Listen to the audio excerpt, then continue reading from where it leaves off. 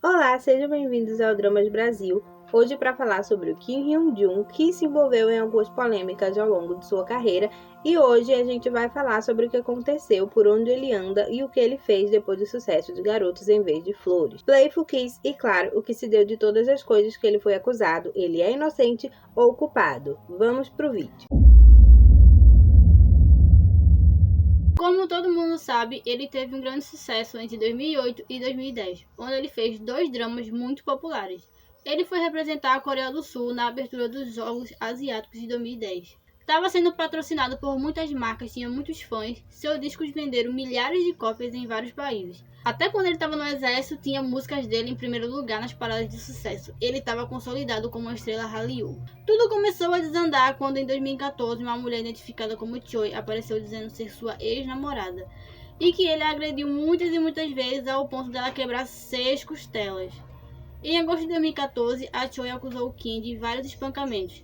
Ela disse que sofreu ferimentos que exigiram semanas de tratamento. De acordo com ela, eles namoravam desde 2012. A agência do Kim desmentiu a informação de que eles namoravam desde 2012. Eles se conheceram em 2012, mas só começaram a sair juntos um tempo depois. Porém, foi descoberto que eles namoravam por pelo menos 2 anos, porque a Dispatch conseguiu algumas mensagens deles. A defesa do Kim disse que eles tiveram uma briga, mas ele só a empurrou, e ela realmente se machucou. E mais pra frente vocês vão ver a mensagem que ele mandou pra ela sobre isso. E que isso aconteceu apenas uma vez, e não várias vezes como ela dizia. Sobre as costelas, ele disse que na verdade ela quebrou a costela quando eles praticavam artes marciais. Na época ele estava em um drama onde tinha lutas, então algumas pessoas ligaram a isso. Ela pediu para que ele pedisse desculpas publicamente e ele fez isso em uma nota publicada nas redes sociais.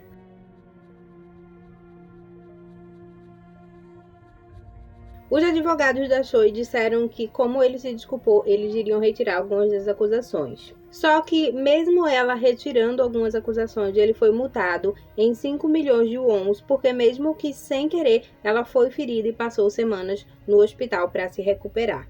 No caso, ele foi multado pelo suposto empurrão. Os promotores disseram, abre aspas, embora Kim alegasse que não tinha intenção de machucá-la, o dano do ataque era claro, fecha aspas. Só que tem um detalhe, junto com esses pedidos de desculpas veio um cheque maravilhoso de 600 milhões de wons.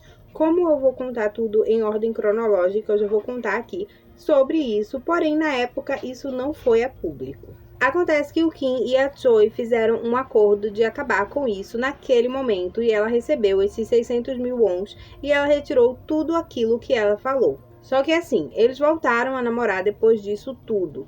Exatamente, foi isso mesmo que vocês ouviram. Depois de supostamente ter 6 costelas quebradas em brigas, ela achou que seria uma boa ideia voltar com ele. Só que, enfim, contrariando o acordo, a Choi veio novamente a público no ano seguinte acusando ele de causar um aborto espontâneo, depois de uma agressão, e que ele a pressionou a fazer um aborto. Só que dessa vez ela entrou com outra ação por danos no valor de 1,5 bilhão de won. O Kim também pediu o mesmo valor que ela em uma contração, porque além dela ter quebrado o acordo anterior, ela também estava espalhando informações falsas de acordo com ele. Nisso estava rolando o julgamento, que inclusive foi adiado algumas vezes por falta de provas. Porém, a Choi foi apelar para o lugar onde todos correm quando precisam da mídia e do público do seu lado. A Dispatch, a Léo Dias da Coreia. Lá a gente viu com nossos próprios olhos os ferimentos da Choi, que de acordo com a Choi, ela sofreu entorse e hematoma na articulação do ombro esquerdo, e ela sentiu sensibilidade e hematoma no peito, nos 2 braços, no quadril esquerdo e no lado esquerdo do rosto. O médico prescreveu um período de recuperação de 2 semanas. Os advogados do Kim disseram que alguns dias depois dessa agressão que a Choi relatou, eles foram em uma viagem para Jeju e lá ela tem fotos com ele e ela não tem nenhuma marca no corpo. Ela disse que foi agredida no dia 30 de maio e as fotos são do dia 7 de junho. A Dispatch também conseguiu mensagens antigas do casal, mensagem antes de todo o rolo, de 2013, onde ele dizia que amava ela e pedindo para que ela não termine com ele. E mensagens pouco depois das agressões que a Choi diz ter passado. E essas mensagens não fazem sentido, porque eles estão conversando de boa sobre ela estar machucada. Sinceramente, não entendi nada.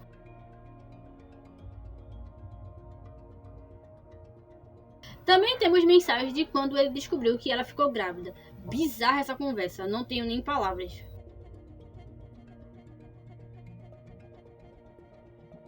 Também tem mensagens de um dia antes do aborto.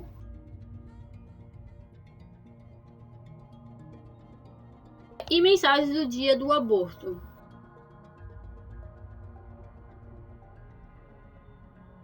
Mensagem antes dela processar ele, no caso, o primeiro processo, tá? Aquele que depois ele fez um acordo com ela de 600 mil.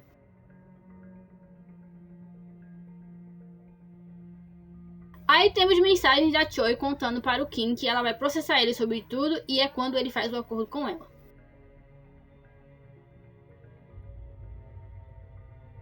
E essa é a última mensagem da Choi.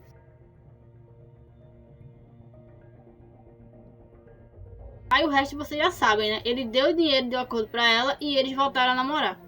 Como se nada tivesse acontecido. Pagou geral. Menino passou uma borracha no passado.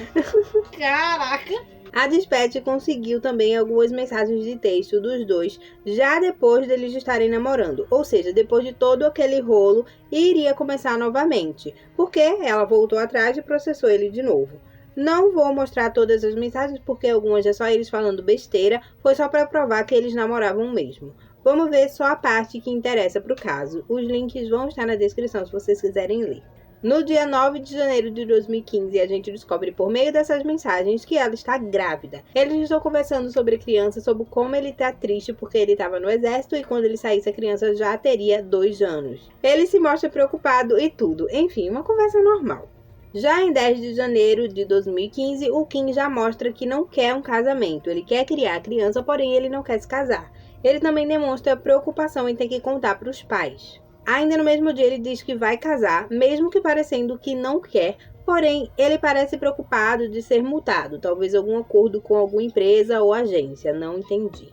Já em 19 de janeiro eles têm uma pequena discussão porque alguém deixou algo feminino na casa dele e ela enviou pelo correio.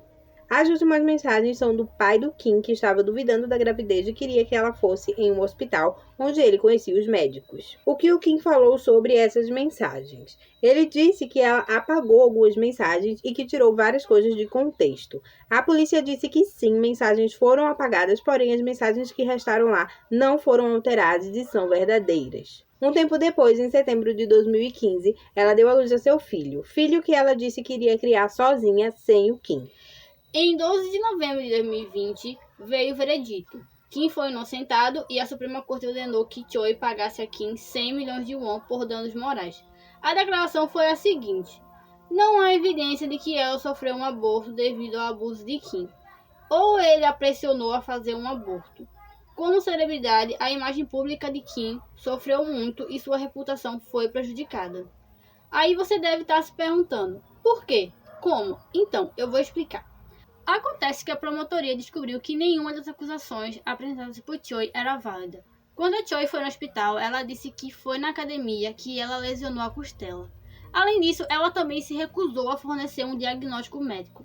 Já em outro hospital, ela disse ter sofrido abuso. Ela também foi acusada de chantagem, já que ela fez um acordo com o Kim de 600 milhões, que é um valor muito alto.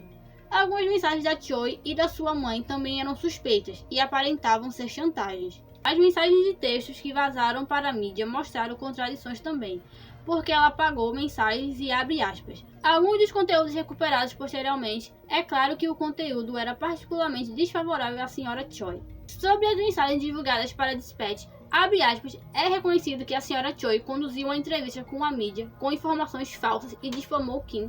Sobre o aborto que ela disse que o Kim disse para ela abortar, foram desmentidas pelo hospital, porque ela não estava grávida na época, porque ela disse que descobriu a gravidez no dia 20 de maio de 2014, só que no dia 31 de maio de 2014, ela foi no hospital fazer uma radiografia e quando o médico perguntou se ela estava grávida, ela disse que não.